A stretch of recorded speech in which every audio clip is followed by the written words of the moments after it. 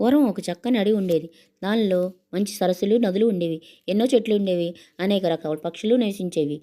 జంతువులు, చేపల సంగతి సరే. పక్షులకు రాజు సువర్ణహంస.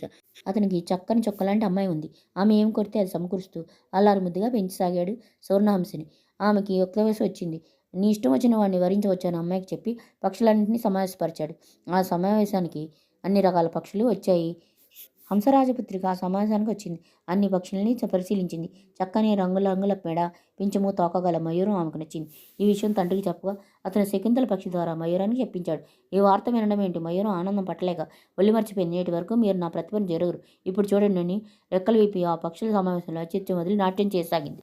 అది గమనించిన రాజకుమారి, ఇదేమిటి ఇలా నాట్యం చేయడం? మయూరం అవదానికి తగినది కాదు. వినయాన్ని, ఔచిత్యాన్ని సూచింది సరికాదు.